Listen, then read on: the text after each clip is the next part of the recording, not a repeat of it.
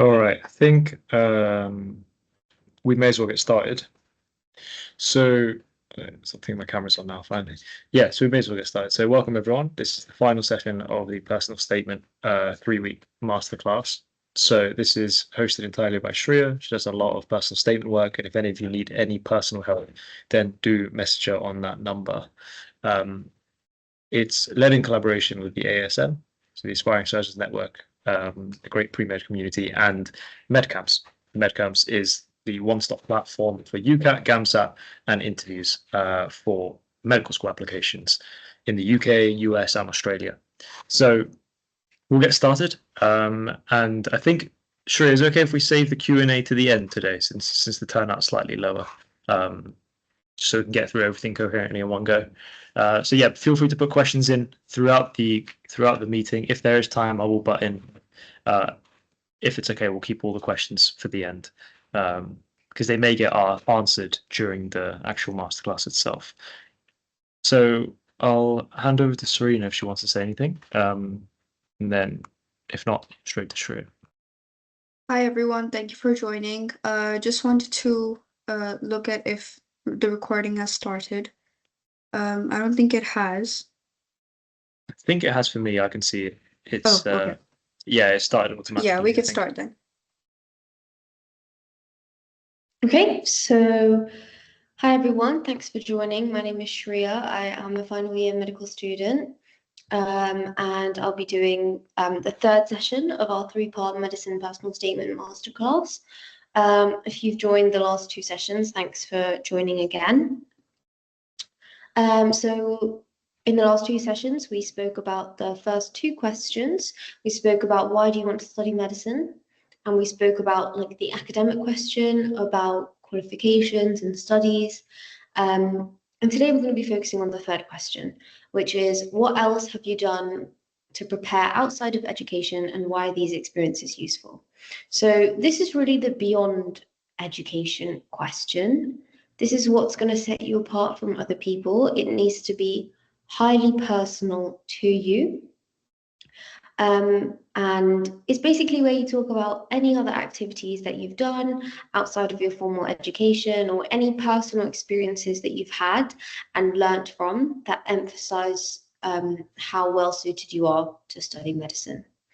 Anything you must remember not to list experiences and things that you've done. You must remember to reflect on them and take them on that journey with you, as we've discussed in the last 2 sessions as well. Things that medical schools expect are things like examples of experiences that you've had in providing care or support, like any service to others. It doesn't have to be medical. You need to understand like basically the physical, the emotional, even like the organizational demands of having a job, having a career in medicine or in STEM even, things like that. Examples of those sort of experiences that mean you're equipped for the degree and the job. So even something like a fast-paced cafe job or like even like an assembly line in a factory, like even though they sound so random, you could frame them in a way that shows that you've prepared yourself for adversities that could be like comparable to medicine. So before I get into things that you should include and how you should write these things, I want to remind you that this paragraph is really important. Grades and academics will get you shortlisted, but experiences will get you remembered, okay? So work experience, extracurriculars, these are things that differentiate yourselves from other people, and it's probably the part that admissions tutors find most memorable and most personal. So even if you're the most stellar student but you haven't done anything outside school, like you haven't diversified your personality enough and you probably won't be memorable. So that's why this question is important. And something else that I find really, really significant is remember that reflection over prestige. So don't worry about paying for some fancy surgical work experience. Don't worry about going to the most well-known private school or going to like a summer school in Oxford or an open day here or there. Remember that even if you just did a little bit of research, or you just visited your GP, or you had a cafe job. It's how you reflect. It's not the prestige behind what you've done. And often people don't really understand this, and then they can look quite two-dimensional in paragraph 3. So what are we looking to include in this question? Obviously, first and foremost, as we've spoken about, is the work experience, any employment, any jobs that you've had, or any work experience that you've done, or any volunteering that you've done. So that could be in-person work experience, even like at a school, a nursery, virtual work experience. You know, as I mentioned before, anything that shows that you've been providing care or been looking after those who are vulnerable. So even if you worked at a dog shelter, those dogs are vulnerable. It shows that you developed empathy, you dedicated your time to something, and you can reflect on the skills you've got from that. Obviously, if you've got work experience at a GP or in a hospital, you'll have great things to write about. But my point is, any sort of long-term commitment, any job or anything you took part in is what they're looking for here for you to talk about and reflect on. And if you're one of those people that got virtual work experience, it can seem a little bit like not very personal.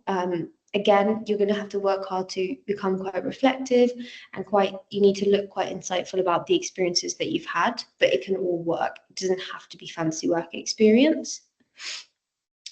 As I think I've mentioned, long-term commitment is better than a one-day placement. So if you've done volunteering at a nursery for the past 6 months or a couple of years, this is way, way, way more significant than one day in cardiothoracic surgery. You know, the long-term commitment shows that you are the kind of person to keep showing up, to keep caring for whatever your patients are, whatever the scenario is, over an extended period of time through your GCSEs or through your A-levels, which is challenging time, rather than paying some money and getting one day fancy placement, because what can you really learn or reflect on from one day? Obviously, not everyone, has got that long-term example, but I'm just saying that it can often be preferable. And yeah, most medical schools are very, very open, and they understand that it's quite difficult to secure clinical experience. Not everyone has an uncle or a dad or a family friend who works in a hospital. So this is completely normal. I've got some quotes here on the next slide, which are actually from the UCAS website, from different universities. So, for example, they said, we would want to see that candidates have a good understanding of the role of the medic and realistic and informed view of what the profession entails. So, as long as you have this understanding, you can get it from any way. Work experience is a good way to get this understanding, but you don't have to have it as long as you've shown that understanding, okay? Obviously, as well, if you have work experience, it doesn't need to be at a hospital. You can see that they want to just see that you're engaging with people who might be disabled, disadvantaged, vulnerable, things like that, showing that you're a caring person. So yeah, it's great if you can get some work experience. If you haven't already, try to look into that online. It will give you a really good insight to what it means to be a doctor. And then if you go on to interview, it will give you something concrete to talk about that you've experienced firsthand. And just another little thing, if you've not done your work experience yet, when you do go, I want you to take full advantage of the opportunity, observe carefully, make notes, ask questions.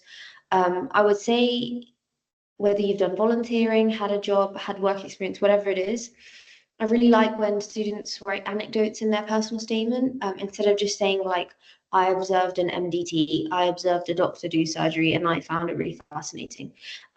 If you take the time to speak to particular patients, a child's parents at a nursery or something like that, and you get that one-on-one experience, that personal anecdote that you can work into your personal statement, that then inspired you in some way. These are the things that are going to make you, sound different and sound like you actually paid attention and that you're actually interested. Yeah, so more on work experience. Okay, moving on from work experience. Other things that you might want to include in section 3 are any personal life experiences or responsibilities that you've had that maybe someone else hasn't had that have shaped you as a person. Maybe there's a situation that was really difficult and you had to personally overcome it, and maybe this has influenced your decision. Maybe like responsibilities for a family member, anything that you can then show where you developed essential qualities like resilience, empathy, thoughtfulness, anything like that. You can gain the same things from this as you can gain from work experience. So if you've had a really significant thing happen to you, I think it can show depth if you mention it. Obviously, if you talk about it in the right way and you reflect. Other things that I recommend, 100% you need to talk about hobbies and extracurriculars. So if you have just done your biochem maths in school and that's it, I understand that it can be kind of hard if you've not really grown up doing many extracurriculars, but I would really, really recommend really having a think and mentioning some hobbies, sports, reading, community service, any summer schools, any like drama shows, anything that shows that you're a good overall person. Because I know that you're applying to medicine and you're applying to be a doctor, but you're applying to be a student, right? And student life has to be balanced. If you're going to last in medical school for 5 to 6 years, you need to show that you have hobbies and extracurriculars and interests that are going to help you balance your time and keep you afloat when things get tough. So this is really, really important. They don't want a bookworm, they want an all-rounder. So you must come up with some hobbies and extracurriculars that you've been doing. Maybe it's debate club, anything like that. Young enterprise, even like hiking, anything like that. Put it in this paragraph. Some examples. So examples would be like sports, music, drama, and I've mentioned some others, but my point is don't just list them. Don't say, I like football, I like playing the violin. What do those hobbies give you? We've talked about this a lot of times in last week's session and the week before session.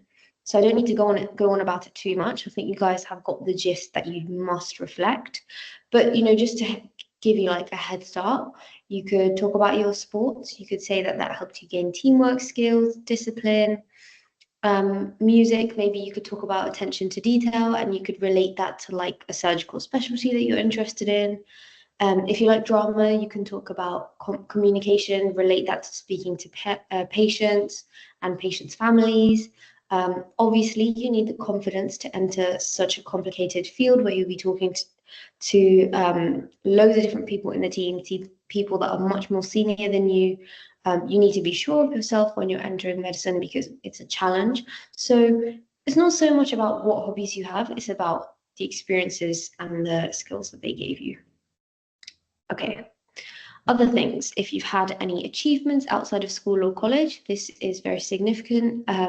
Maybe it's like a captain of a local club, a musical achievement, a competition you've won, any qualification that you've gained outside of the classroom, even if it's like a maths challenge, like just an award you got. If there's anything, I would really suggest putting it in here. If your team won in a science fair, anything like that.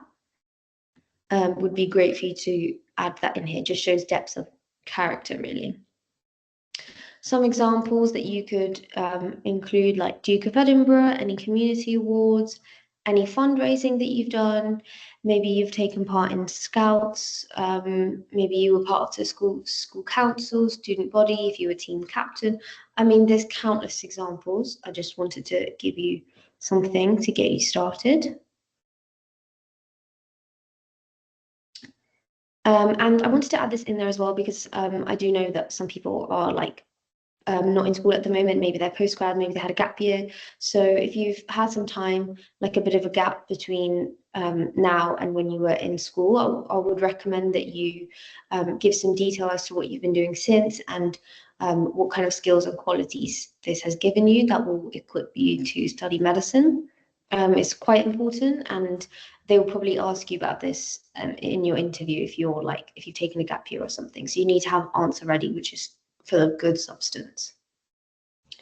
I have kind of said like again and again about reflection today and in the past 2 weeks. I wanted to bring this up one more time and give you a little bit of a framework to go by. So it's the same formula that we've been using before, but if it's about work experience or a prize or something you took part in, for example, you want to say what you did. So I volunteered at a care home. You want to say what you learned or what you saw.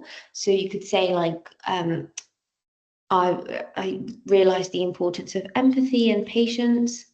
And you could say, I realized that it's really important that doctors communicate with patients of all ages and conditions to learn about what's, affecting them emotionally, physically. There's so much you can say. I'm just rambling. But my point is you need to use this 3-step framework in paragraphs 1, 2, and 3. And I just wanted to stress it one more time today. Without this framework, it's just going to become a diary entry. It's just going to become a list of things that you want to show off about. And like in the past few weeks, I have included some examples on the next slides of what I mean by taking the admissions tutor on a journey with you. So here I shadowed a doctor in a hospital and volunteered at a care home. I also play football and have a part-time job. So I think you guys will know this, it's very straightforward, but there's not much depth here. There's no reflection at all, it's simply a list. Okay, so this is not good enough.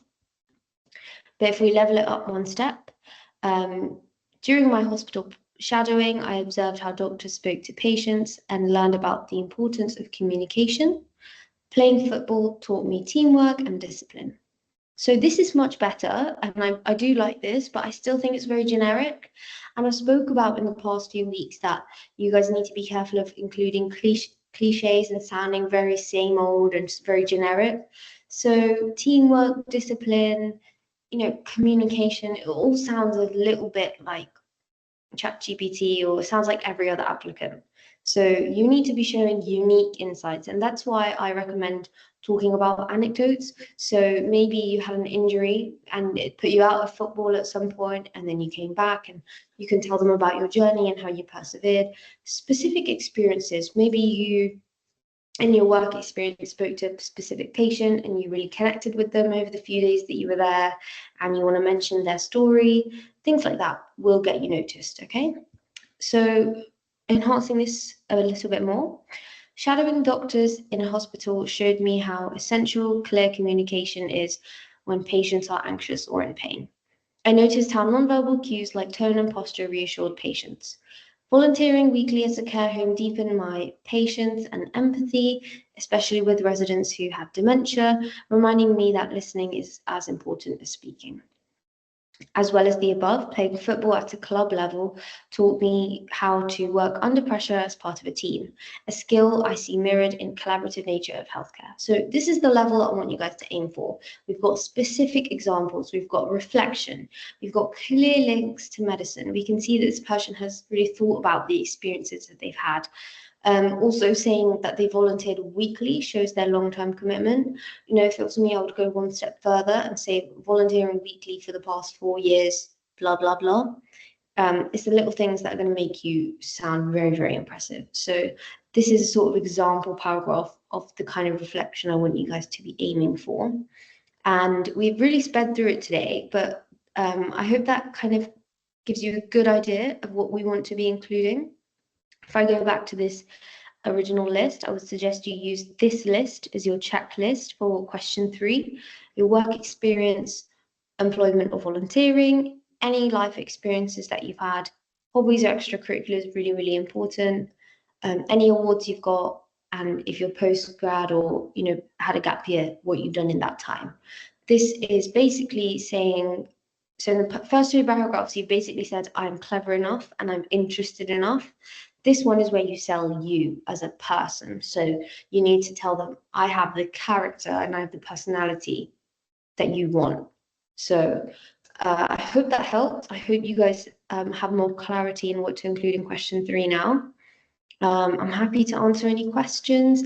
And one thing that I wanted to mention is if you guys need any help with any like personal statement reviews or improving, or if you're confused about what to include, what not to include, please give me a message. I'm always happy to help because I've seen a lot of personal statements over the few years. But yeah, feel free to unmute yourself or put in the chat any questions that you have.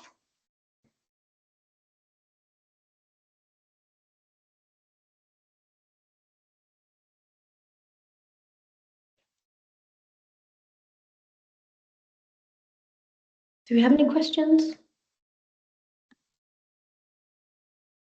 Even if it's not related to question 3, I'm happy to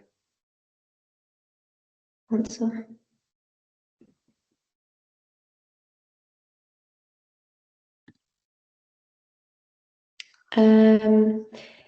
Do you think doing art can be an example of communication? Well, I think anything, like in an abstract way. So I think anything can be an example of anything. I know that sounds like a really silly answer. I think it can be, but how have you been communicating using art? Is that really the best example that you can come up with that you've learned communication from? Like, I want you to think outside the box and tell me, because if you say, oh, during my A-level art, I really enjoyed it and I developed my communication skills, they're gonna not see the link. If you can come up with a 3-step framework to show you did art, you learned about XYZ, therefore you learn about communication, develop your communication, and then link it to medicine. And I'm really looking forward to using this when I go on placement, for example. That's what's going to get you there. And they're not even going to remember that you got it from art. They're going to remember that you have the skills. So it's not bad if you want to use art, but if you don't have a way to link it, I wouldn't recommend using it. So I hope that answers the question. I've got more questions here. So if I don't have any long-term commitments, will that affect my statement negatively? What should I do? It won't affect your statement negatively. Obviously, it will be impressive if you could, think of something that you've been doing. But if you've done other things, just put other things in. Not everyone knows that they want to do medicine for years and years. A lot of people don't have long-term commitments, and that's okay. I just meant that if you do, you should prioritize them over like a 1-day fancy placement that you went on. So, yep. And then we've got, what type of experience tends to stand out? So absolutely, there is no answer to this. As I said, a lot of times, it's what you gain from the experience. So even if you went and like did community service, like on the streets, like picking up rubbish, nothing to do with medicine, but I'm telling you, it will stand out because it speaks a lot about your character. Typically, obviously, people say that if you can, maybe you could get a general practice placement and a hospital placement, or you could do a hospital placement and a volunteering placement. Volunteering doesn't have to be like to do with patients. You could, as I said, volunteer for community service with pets, with children. You could just do tutoring. There's a lot of examples of easy things that you could get. So I wouldn't say anything stands out particularly. If you can get your hands on some general practice or hospital placement, that would be good as well. But if you don't reflect on it, it's not going to get you anywhere. And then I've got a follow-up from before. I've been hosting art workshops as part of a charity, which immediately I'm going to say yes to this. Like you're going to be able to frame this in a great way. Galleries for refugees. Yeah. Perfect. So whatever I said before about explaining, taking them on the journey, speak about the things you gained, sounds perfect. It sounds like a great, unique way to show your personality. So I really like that. And then, sorry, I've got another thing here. Relating to question 2, would I talk about A-level subjects I did and the skills I've gained from it? Yeah. I don't know if you were here last week, but that is basically what we spoke about, breaking down the subjects that you've done and what kind of things you gained and what qualities you got from them that you can use during your degree. Any other questions?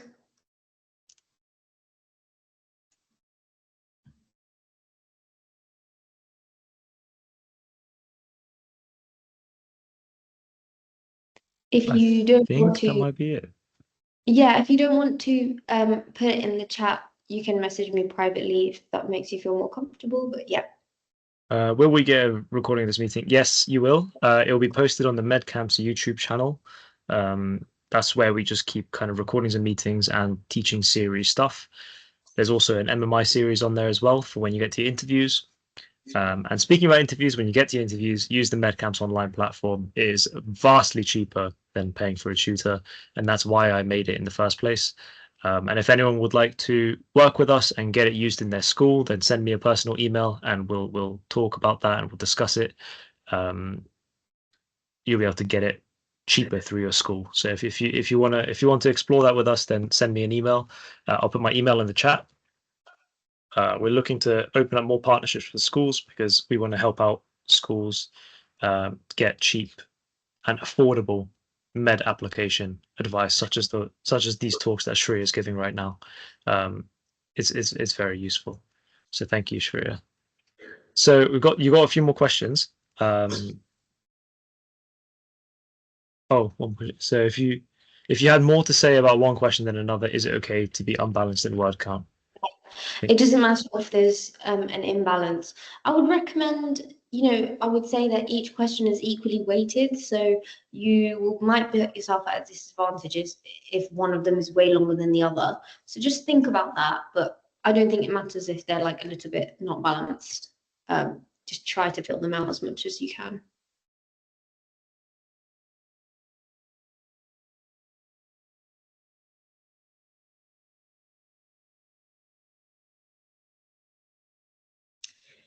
If there are any questions, we'll wait a few minutes. Otherwise, thank you very much for joining the last session of the 3. Again, message me if you have any more questions. I'm happy to help. Great. Yep, Yeah, thank you. just want to reiterate that. Sorry. Please do direct all personal statement inquiries to Shreya. She's our personal statement person at MedCamp. So yeah, don't email me with those. Definitely get in contact with her. But yeah, I'll pass it off to Serena now. Thanks everyone for joining. Thank you, everyone. Just fill this Google form that I've sent. It's the feedback form, and we'd love your feedback. We'll also send you certificates for joining all 3 events. And yeah, thank you for joining, and hopefully you found it helpful.